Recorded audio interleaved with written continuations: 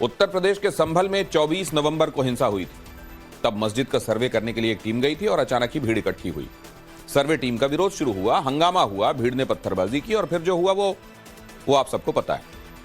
19 दिन बाद संभल से 425 किलोमीटर दूर झांसी में कमोबेश लगभग वही हुआ।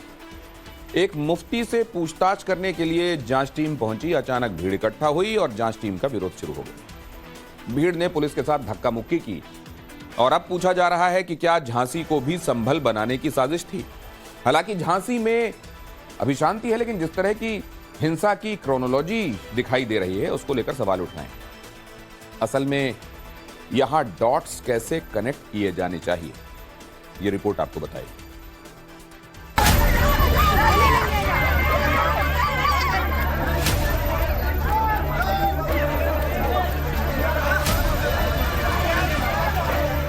संवेदनशीलता और बढ़ी हुई है और हम लोग इसलिए नाते और सतर्क हैं और इसलिए सभी अपनी फोर्स के साथ यहाँ भ्रमण किया। ड्रोन का भी प्रयोग किया जा रहा है ताकि घरों की जो छतें हैं वहाँ का जायजा लिया जा सके।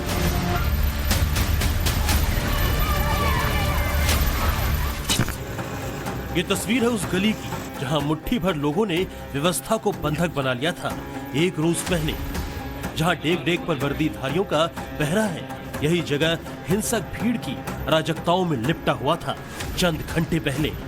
यहां मस्जिद से ऐलान होने के बाद बेलगाम लोगों ने हिंदुस्तान में दहशतगर्दी की जांच करने वाली सबसे बड़ी जांच एजेंसी को खुल्ला चुनौती दी थी, जहां एनआईए के सामने फसादी दीवार बनकर खड़े हो गए थे एक आरोपी को छुड़ाने और बचाने के लिए। वहां पुलिस वालों की मौजूदगी के बाद खामोशी है, शांति सी है। आज एक अतिरिक्त सतर्कता इसलिए भी बरती जा रही है क्योंकि कल जो घटना हुई है जिसके संबंध में मुकदमा थाना कोतवाली पे पंजीकृत किया गया है, उसके संबंध में संवेदनशीलता और बढ़ी हुई है और हम लोग इसलिए नाते और सतर्क हैं और इसलिए सभी अपनी फोर्स के साथ यहाँ भ्रमण किया गया है। क्या मस्जिद को भी देखा आपने? क्या हाँ, मस्जिद को देखा, नमाज पढ़ रहे हैं शांतिपूर्वक, कोई दिक्कत नहीं है। तो सभी मस्जिद या सभी लोकेलिटी जहाँ पे कल घटना हुई है वो सभी जगह का भ्रमण किया जा रहा है।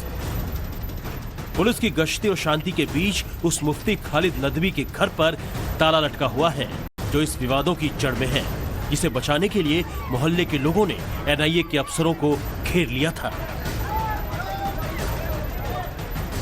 यही वो घर है जहां एनआईए टीम ने छापामारी की थी और उसके बाद में लगभग 9 घंटे इसी मकान में पूछताछ चली थी मुफ्ती खालिद से। आज हम देख सकते हैं कि यहाँ ताला लगा हुआ है।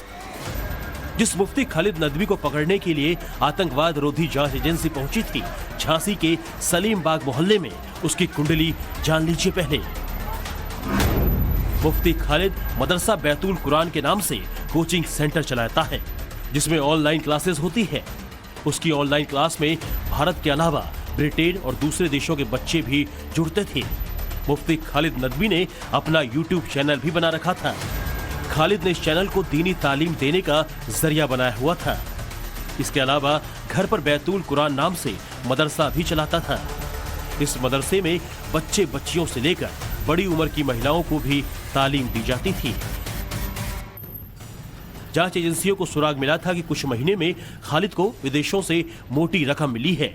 इसी के बाद वो एनआईए के रडार पर था, लिहाजा उससे पूछताछ करने के लिए यूपी एटीएस को साथ लेकर एनआईए की टीम पहुंची थी। जांच एजेंसी के अफसर सबसे पहले मुकरियाना में छोटी मस्जिद निवासी मुफ्ती साबिर कासमी के घर पहुंचे। यहां 1 घंटे की पूछताछ के बाद टीम सुपर कॉलोनी में खालिद के घर पहुंची। इसी बीच मस्जिद से ऐलान हुआ और चारों तरफ से भीड़ गली में आ गई।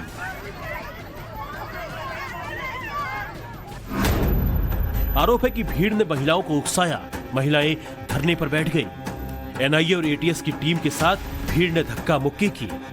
उग्र भीड़ मुफ्ती खालिद को छुड़ाकर अपने साथ ले गई। बाद में पुलिस भारी फोर्स के साथ पहुंची। पुलिस मुफ्ती खालिद को दोबारा साथ ले गई। हिरासत में मुफ्ती खालिद से 8 घंटे तक पूछताछ हुई। पूछताछ के बाद मुफ्ती खालिद को पुलिस ने छोड़ दिया। जांच एजेंसी के चक्रव्यूह में खड़ा मुफ्ती खालिद खुद को बेकसूर बता रहा है। कब से पढ़ा रहे हैं सर? हम ऑनलाइन पढ़ा रहे हैं 10, 11, 12 साल कहाँ से कहाँ के ऑनलाइन पढ़ा रहे स्टूडेंट हैं आपके पास? हैं। हमारे पास सबसे ज्यादा इंडिया के हैं, इंडिया के सब बच्चे पढ़ते हैं। बाहर के जो बच्चे वो इंडिया ही के बच्चे हैं। किस कंट्री के बाहर के हैं वो? बाहर के बच्चे जैसे कि आपके क्या कहते हैं इंग्लैंड के हैं, और आपके इस्लामिक कुरान कायदा छोटे छोटे बच्चे वो भी इंडिया ही के हैं। अरब कंट्री का कोई नहीं है। तो आपके मदरसा चलाते हैं? है? हाँ, मकतब है। और मकतब चलाते हैं, कोचिंग चलाते हैं, coaching centre, Islamic coaching centre है। जांच अधिकारी के सवाल जवाब से फारिग होने के बाद मुफ्ती खालिद नदवी के घर पर ताला लटका हुआ है। पुलिस अब शिद्दत से उन लोगों को तलाश रही है जिन्होंने एनआईए और यूपी एटीएस के अधिकारियों के साथ धक्का मुक्की की, जिन्होंने कानून को चुनौती दी थी। झांसी की शहर कोतवाली में पुलिस ने ऐसे 111 लोगों के खिलाफ मुकदमा दर्ज किया है, जिसमें 11 के बाकायदा नाम लिखे हुए हैं। 100 से ज्यादा अज्ञात हैं और इन 111 में महिलाएं भी हैं और बुजुर्ग भी। इसमें 11 नामजद हैं और इसमें 100 अज्ञात महिला और पुरुष हैं, जिसके सभी के जो नाम हैं ये भी अभी विवेचना के दौरान प्रकाश में आएंगे और जो नामजद लोग हैं उनकी शीघ्र ही गिरफ्तारी की जाएगी और इसमें शीघ्र ही गिरफ्तारी करके अग्रिम विधिक कार्रवाई की जाएगी। सरकारी कार्य में बाधा डालने और दूसरी धाराओं में पुलिस तमाम आरोपियों की तलाश कर रही है। इस बीच टाइम्स नाउ नव भारत की टीम फिर से उस गली में पहुंची जहां यह हंगामा हुआ था। शशांक त्रिपाठी ने उन महिलाओं से बात की जो इस वक्त आरोपों के घेरे में हैं। घेरा तो नहीं था, लेकिन ये है जब मालूम चलता है कि कोई पढ़ा लिखा व्यक्ति या हमारे एरिया का किसी भी व्यक्ति पे ये सारी चीजें मौजूद हो, रात में 3 बजे से परेशान करना, तो एरिया के लोग मतलब दहशत सी बनी हुई थी कि ऐसा क्या हो गया। तो जब सबको थोड़ा थोड़ा मालूम चलता है तो काफी लोग इकट्ठे हो जाते हैं, जेंट्स भी होते हैं, महिलाएं भी होती हैं, तो वही सारी चीजें मौजूद रही हैं। कल व्यक्ति हैं, सज्जन लोग हैं, अच्छे लोग हैं, हमारे बच्चों को पढ़ाते हैं, तालीम देते हैं, तो इन पे ये आरोप लग रहा है। तो क्यों लग रहा है, क्यों इनको ले जाया जा रहा है? बस ये चीज थी, हम लोगों ने रोका हुआ था, ना धक्का मुक्की करी, ना हम लोगों ने मारा मुरी करी। ये हम लोगों की गलत है। नहीं था, वो तो भीड़ में खड़े थे सब। खड़े थे सब लोग। अब हो सकता किसी ने धक्का दिया हो और वो एकदम लग गया हो किसी में, तो उसमें अब चाहे आपको लग जाए चाहे किसी पुलिस के व्यक्ति को लग जाए, ये हुआ, लेकिन जान के किसी ने ऐसा नहीं किया। अच्छे इंसान है, सबको पढ़ाते लिखाते हैं, इसलिए हम लोग सब जने गए थे। ना किसी ने किसी को मारा, ना धक्का दिया, दूर हटे, और सब यही कह रहे थे कि मतलब इनको मत ले जाए, इनको मत ले जाए, नहीं जाए आप इनको। और बहुत अच्छे हैं, पढ़ाते हैं बच्चों को, बहुत अच्छी तालीम देते हैं, तो इसी वजह से हम लोगों ने रोका कि उनको ले जाए नहीं आप। ये महिलाएं जिसे सामान्य भीड़ कह रही है, सामान्य भीड़ का सामान्य विरोध बता रही है, उसी का ये दृश्य है, देखिए जरा।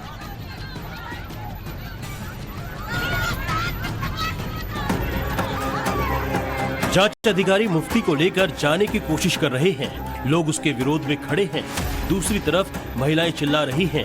इस बीच 2-3 लड़के आए और उन्होंने महिलाओं को बैठने के लिए कहा। महिलाएं और बच्चे वहीं पर धरने पर बैठ गए। उसके बाद फिर से महिलाएं उग्र हो गई, धमकी भरे लहजे में पुलिस वालों के खिलाफ बोलने लगी।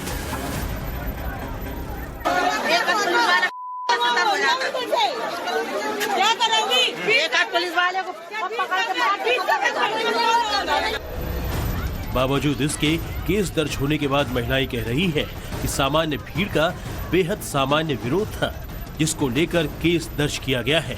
हालांकि अब जरा ये दूसरी तस्वीर देखिए। चेक शर्ट और काली टोपी पहना ये शख्स कैसे धक्का मार रहा है इस पुलिस वाले को। फिर दूसरे लड़के ने भी उसे धक्का मारा। हालांकि सफेद टोपी वाले तीसरे शख्स ने किसी तरह पुलिस वाले को उस भीड़ से बाहर निकाला। बताया जा रहा है कि तस्वीर उसी वक्त की है जहां पुलिस वालों से छुड़ाकर भीड़ मुफ्ती खालिद को अपने साथ ले गई थी। इन्हीं तस्वीरों के आधार पर अब्दुल हमीद, साकिर उर्फ पप्पू, गोल्डी, परवेज, जकरिया समेत तमाम लोगों पर केस दर्ज किया गया है। भीड़ ने लाठी डंडों से लैस होकर पुलिस पर हमला किया। फिर पुलिस कर्मियों से धक्का मुक्की और मारपीट समेत कई धाराएं लगाई गई हैं। बताया जा रहा है कि फातिमा मस्जिद से ऐलान के बाद ये भीड़ इकट्ठा हुई थी मुफ्ती खालिद नदवी को बचाने के लिए। हालांकि मस्जिद के इमाम क्या कह रहे हैं वो सुनिए जरा। सब आपकी मस्जिद से ऐलान हुआ है ये बताया जा रहा है। नहीं, ये बात हम इसलिए नहीं कह सकते हम किसी के बारे में बगैर देखे हुए।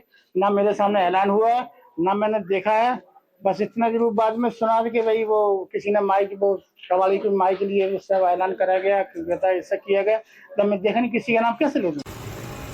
मस्जिद से ऐलान कब हुआ, कैसे हुआ, किसने किया, इन सवालों के बीच जो हुआ वो कई सवाल खड़े करती है। सवाल ये है, एक आरोपी को छुड़ाने के लिए ऐसी भीड़ क्यों इकट्ठा हो गई? विदेशी फंडिंग पर जुड़े आरोपी पर लोगों की मेहरबानी क्यों है? कानून व्यवस्था को चुनौती की क्रोनोलॉजी एक जैसी क्यों है? ये सवाल इसलिए भी अहम है क्योंकि ये कोई पहली बार नहीं है जो इस तरह जांच एजेंसी या फिर पुलिस वालों के खिलाफ विशेष भीड़ इकट्ठा हुई है। चंद हफ्ते पहले संभल में भी कमोबेश ऐसी ही शुरुआत हुई थी। तब मस्जिद का सर्वे करने पहुंची टीम के विरोध में भीड़ जुटी, हिंसा शुरू हुई, गोली चली, संभल लहूलुहान हो गया। 5 लोगों की मौत हुई, कई लोग अब भी जेल में बंद हैं। रिपोर्ट बताती है कि तब भी यूं ही कानून व्यवस्था को चुनौती देने के लिए भीड़ इकट्ठा की गई थी। कई तस्वीरें आई थी जिसमें हमले के लिए उकसाते हुए लोग दिखे थे।